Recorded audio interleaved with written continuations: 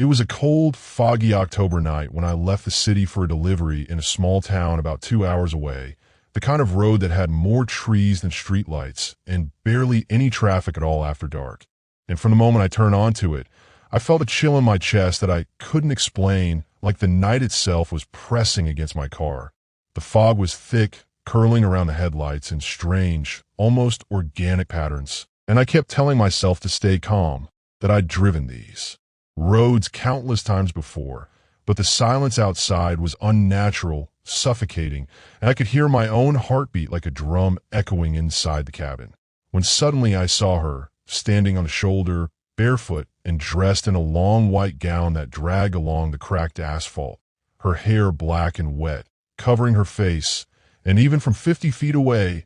I knew something was wrong, that she shouldn't be standing there at this hour. And yet when I slowed and rolled down the window, she lifted her head, revealing pale skin that looked almost translucent under the dim fog light, and whispered, "Can you give me a ride home?" Her voice was soft, chillingly calm, like it had no warmth. And although every instinct screamed at me to drive past her, the sight of her shivering figure and the thought of leaving her alone in the freezing night made me unlock the door,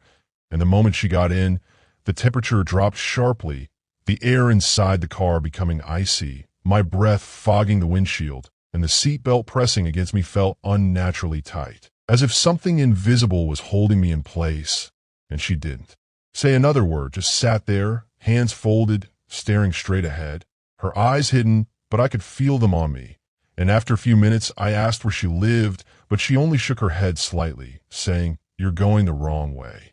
Panic surged through me. I hadn't even mentioned a route, yet she knew,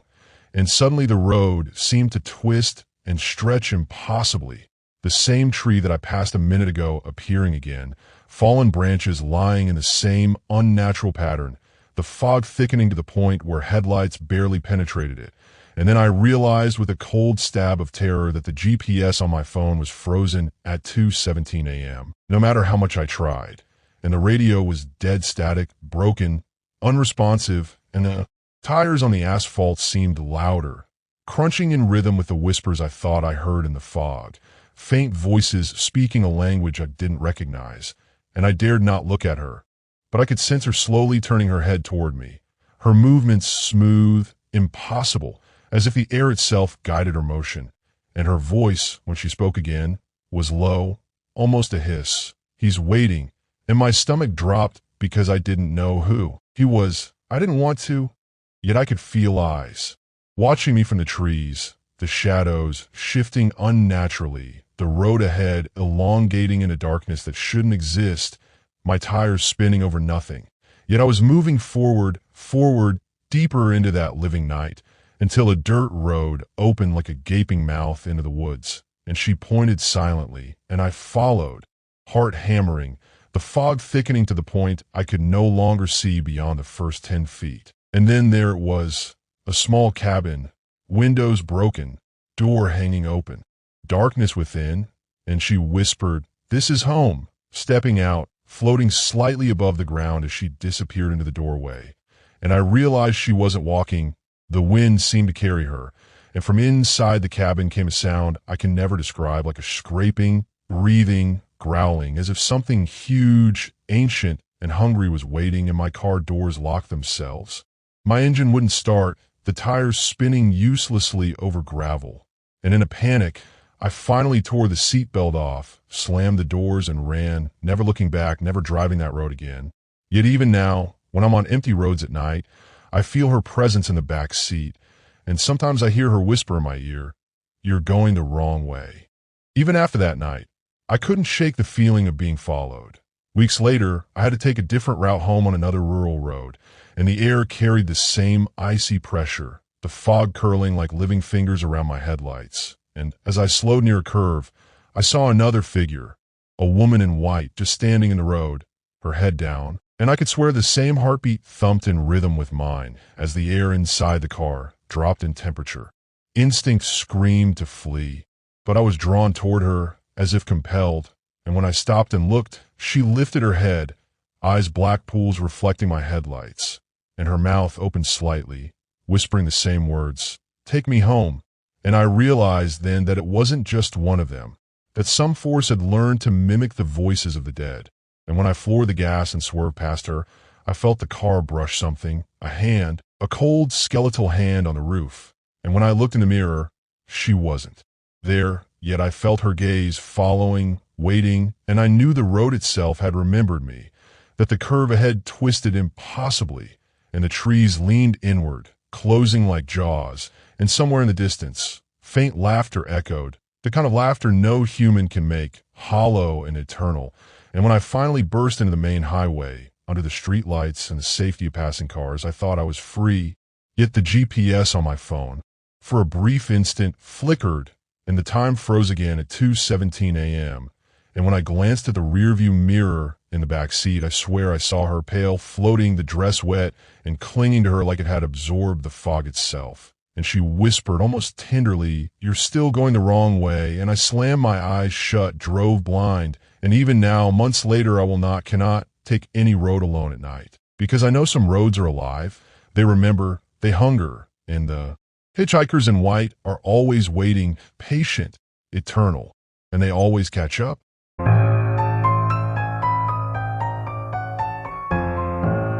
Jason Miller, a 24-year-old from Ohio, had driven these back roads countless times before, but never with the weight of a night, so cold and thick it felt almost alive, pressing down through the windshield and into his bones. And as he left the diner at 2:37 a.m., the hum of his engine and the faint crunch of tires on gravel seemed louder than usual, as if the world had muted everything else just to focus on him. And the fog rolling across the road twisted into strange shapes, clinging to the trees, like fingers stretching out. And though Jason told himself it was nothing more than fog and an overactive imagination, a shiver ran down his spine, and his hands gripped the steering wheel tighter, as if expecting it to pull him into the darkness at any second. He turned on a Route 113, a narrow stretch of asphalt that twisted through the forest like a ribbon forgotten by time, and immediately the road felt different,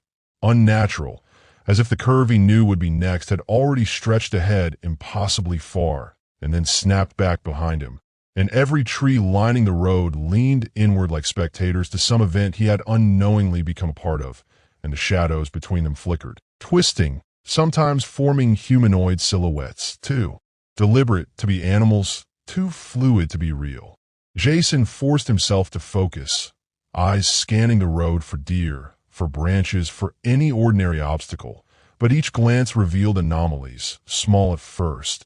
A branch hanging unnaturally low, a tree root curling like a serpent, then larger, shapes that moved against the direction of his headlights, always at the edge of vision, always gone when he blinked, always just enough to make him question his own sanity. And a creeping feeling began to grow, something primal and instinctive that whispered he was not alone, that something was watching, waiting, studying every movement, calculating how to close in. He increased his speed, gripping the wheel so tightly his knuckles whitened, headlights cutting through the mist, revealing the asphalt curling in ways the map never indicated, a series of repeating curves that felt like a trap, a loop he could not escape. And as he rounded the fourth repetition of familiar bend, he saw it, a figure standing in the middle of the road, impossibly tall, limbs too long, skin pale gray, eyes black pits reflecting nothing, head cocked at a disturbing angle. And it didn't move at first, didn't blink, didn't react to the headlights illuminating it. And Jason's stomach dropped, the air thickening around him, breath catching, as if the road itself had suddenly turned solid and hostile, pressing inward on his chest. He hit the brakes, tires squealing, but the figure remained, unmoving, except for a faint, almost imperceptible swaying, like a pendulum counting down toward him. And as he swerved to avoid it, the figure split into two shapes at the roadside, keeping pace no matter how he turned, teleporting, appearing where he logically could not have seen it before, and a scream, not coming from him, not coming from outside, echoed in his skull, deep and guttural, vibrating through every nerve, and Jason slammed his foot on the accelerator, tires skidding, heart pounding, as the fog thickened into a solid wall. the headlights barely penetrating, and the familiar trees twisted into impossible positions, roots rising like serpents, branches extending into jagged points, forming barriers and corridors he could not navigate. Every instinct screamed to stop, reverse, flee, but the road had transformed, curving in endless, repeating loops, and the creature, or creatures, moved in perfect synchronization, appearing just ahead, just to the side, just behind in the rearview mirror, always watching, always present, and the car's electronics went haywire, the radio screaming static, the dashboard lights flickering, the GPS spinning wildly and locking at 2:42 a.m., freezing time itself. And Jason realized with icy horror that he had entered something alive, something that could manipulate the very reality around him. And the shadows along the trees began to take shape, stretching, extending toward the road, clawing, scraping, whispering, faint voices in a language he didn't recognize. Incomprehensible, yet incomprehensibly menacing, echoing around the metal walls of his car, and each step of the creature, each movement, each shift in the fog, felt like it was calculating him, measuring him, deciding whether he would survive the night. He tried to call for help, dialing 911 repeatedly, only for the line to cut out with bursts of static, voices hissing through in something unnatural. "You cannot leave, you cannot leave," repeating over and over in tones that resonated with bone-deep vibration, and the road ahead seemed to narrow impossibly, asphalt folding like paper, tree roots crossing in ways that should have been impossible, as if the forest itself had grown sentient overnight to trap him. And with each second, the figure appeared again, floating slightly above the road, head tilted, mouth opening in a silent scream, limbs bending wrong, eyes black, reflecting nothing, absorbing all light, and Jason's vision blurred, heart racing, his mind teetering on the edge of panic and madness. And he realized he had been on this same stretch of road for over an hour, yet his dashboard clock still read 2:42 a.m., the world outside frozen in time. And he could feel the presence of something far larger, watching from beyond the trees, something that had been waiting for him, that had orchestrated the entire environment, that could twist physics itself, that had taken control of the road he thought he knew. And he screamed as he swerved around yet another curve, tires digging into gravel that seemed to shift beneath him, scraping noises chasing him like claws on metal, branches scratching at the roof, mirrors fogging over with condensation that formed handprints he did not make, and a low growl reverberated around the cabin, vibrating in his teeth, in his bones. And Jason realized in horror that he was not simply being hunted. He was in the process of being consumed by a living nightmare that could bend space and time. Something older, patient, eternal, waiting for him to slip, to falter, to end up part of the road forever. A predator that would never stop, that would never tire, that would never forgive the trespass of a lone driver on a night that belonged to it alone.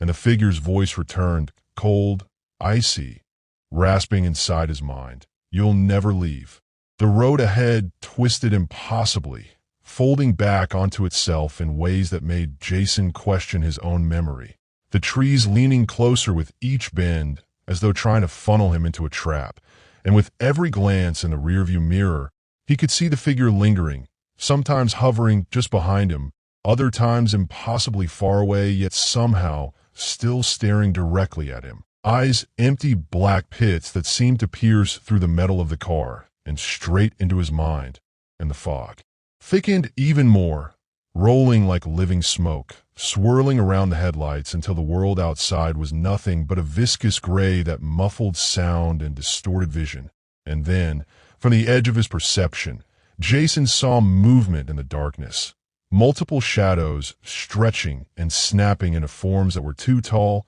too thin, too unnatural to be human, and every instinct in his body screamed that he should turn, reverse, abandon the car, run into the woods. But the air seemed to thicken, almost like a force holding him in place, pressing down, making his muscles heavy, his heart thudding, every movement sluggish, as if the night itself conspired to keep him trapped. The radio, which had gone dead moments earlier, now crackled with bursts of static interspersed with low, guttural whispers in a language he could not understand, the vibrations resonating in his skull and chest, echoing with the rhythm of footsteps that matched his own pulse. And Jason's breathing became ragged as the realization set in that these sounds were not random. They were deliberate, measuring him, coordinating with the figures in the fog, predicting his every move. And for a moment, he imagined shadows breaking through the windshield, skeletal hands scraping metal,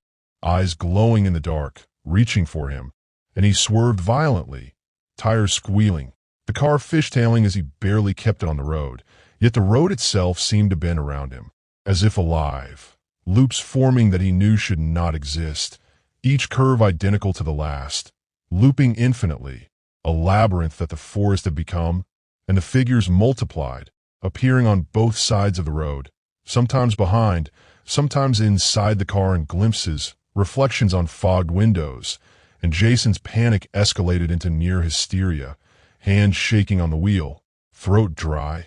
mind screaming. Yet no escape presented itself. The creature, or creatures, moved with impossible precision, phasing from one place to another, the fog bending around them like obedient matter, and every time Jason thought he had a clear stretch, he glanced forward, only to see yet another figure blocking the road, limbs bending wrong, head twisted at impossible angles, mouth opening in silent screams, eyes black, absorbing light, and a deep, resonant growl emanated from the woods, vibrating through the car as if the earth itself was. Growling, and the smell of something decayed, sulfuric, and wet filled the cabin, fog creeping through the vents as if sentient, making his skin crawl and his stomach turn, and Jason realized that the night, the road, the fog, the forest, and the creature were all part of the same entity, a living predator, and that there was no escape, no rational path, no rescue. His mind began to fracture, hallucinations blending with reality. The headlights seemed to stretch into infinity, the road unrolling endlessly, shadows stretching into grotesque shapes that reached for him, eyes appearing where no eyes should exist, whispers calling his name from all directions, soft, taunting, promising death if he stopped, and with each attempt to accelerate, the road warped further, sometimes rising, sometimes sinking, curves forming vertical walls, cliffs of asphalt, and Jason felt the sensation of falling even as he remained on level ground, a nausea so intense it threatened to make him pass out. The figure appeared again, this time directly in front of the car, impossibly close, yet his tires did not hit it. The car passing through a strange, viscous resistance, the air thickening with every inch, and the whisper returned, clearer this time, chillingly articulate. "You cannot leave. You belong to the road now." Sweat poured from his forehead, tears streamed down his face, and his grip on the wheel was white-knuckled, knuckles aching. Yet there was no option to turn back, no road leading to safety, only the infinite looping forest, the twisting fog, the entity pursuing him with relentless, patient precision, and every sound. The scraping of branches, the crunching of gravel, the low growl, the whispering static, synchronized with his heartbeat, echoing the rhythm of impending doom. Hours seemed to pass, or perhaps minutes, but the dashboard clock was frozen. 2:42 a.m. Time itself trapped in the creature's domain, and with every repetition of the curves, every appearance of the figures, every hallucination and whisper, Jason's mind frayed further, memories of previous nights blending with imagined events, until he could no longer tell if he had ever existed outside this road, if he had ever driven anywhere else, or if he had always been part of this trap, caught in a loop, designed by an intelligence that could bend reality, that had no mercy, no desire beyond consuming his perception of reality and bending it to eternal torment. Exhaustion began to set in, arms trembling, eyes burning, but still he drove, still he clung to the wheel,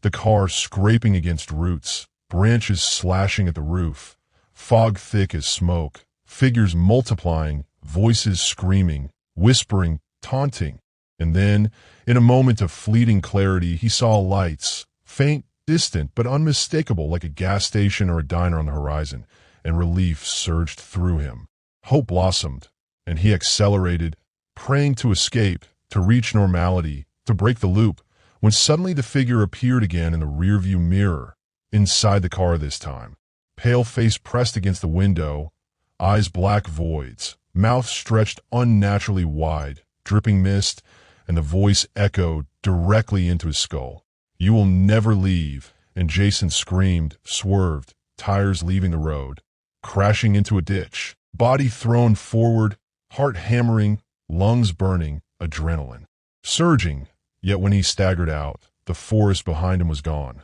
the road normal again, the fog dissipated, the trees simply trees. Yet Jason knew, deep in his soul, the road had marked him. The entity had claimed him in a way invisible to others, waiting for the next time he drives alone at night, waiting to return, patient, eternal. And he understood, finally, that some roads never forget, some nights never end, and some predators are not bound by flesh and bone, but by the very essence of fear, hunting silently, endlessly, lurking in the fog, in the shadows, in every twist and curve, forever waiting for the next driver foolish enough to take their path.